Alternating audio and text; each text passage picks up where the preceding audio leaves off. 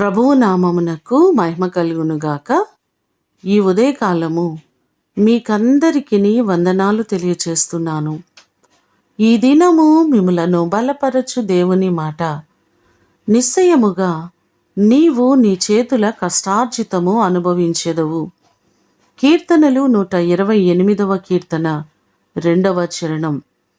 నేటి దినాల్లో చూస్తే ఎంతోమంది కష్టపడుతున్నారు, ప్రయాసపడుతున్నారు. కానీ వారి కష్టం అంతా వ్యర్థమైపోతున్నట్లుగా మనము గమనిస్తున్నాం. కానీ బైబిల్ మనకు సెలవిస్తుంది, నీవు దేవుని యందు భయభక్తులు కలిగి ఆయనకిష్టమైన జీవితాన్ని నువ్వు జీవించినట్లయితే దేవుడు ఆ ధనమును ఆశీర్వదించేవారు. ఆయన మీ చేతుల కష్టార్జితమును, మీరు చేస్తున్న ఉద్యోగము, వ్యాపారము, మీరు చేస్తున్న ప్రతి పనిని ఆశీర్వదించే దేవుడు.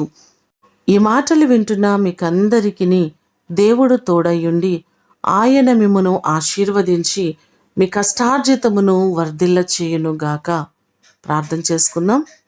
పరలోకమందున్న మా తండ్రి, మీ పాదములకు వందనాలు, స్తోత్రాలు ప్రభువా. నిశ్చయముగా నీ కష్టార్జితమును అనుభవిస్తావని ఈ దినము మీరు మాతో మాట్లాడుతున్నారు. ఎంతోమంది ప్రజలు ఉదయం లేచిన దగ్గర నుంచి రాత్రి వరకు ఎంతో కష్టపడుతున్నారు, ప్రయాసపడుతున్నారు.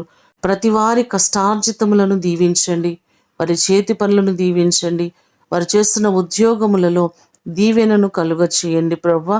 ప్రతి వారిని మీరు ఆశీర్వదించి వారికి ఉన్నటువంటి ప్రతి ఆర్థిక సమస్యల నుంచి విడిపించండి. ప్రతి వారికి సమృద్ధిని మీరు కలుగ చేయండి ప్రభువా. ప్రతి కుటుంబంలో వారి ధనము ఎక్కడా వ్యర్థంగా పోకుండా దేవా, ప్రతి వారికి నీ ఆశీర్వాదమును తోడుగా ఉంచుమని మీ నామమునకు మాత్రమే సమస్త మహిమ, ఘనత, ప్రభావములు మీకే ఆరోపించుకుంటూ యేసు నామమును అడిగి వేడుకొని పొందియున్నాము తండ్రి. ఆమేన్. దేవుడు మిమ్ములను దీవించునుగాక.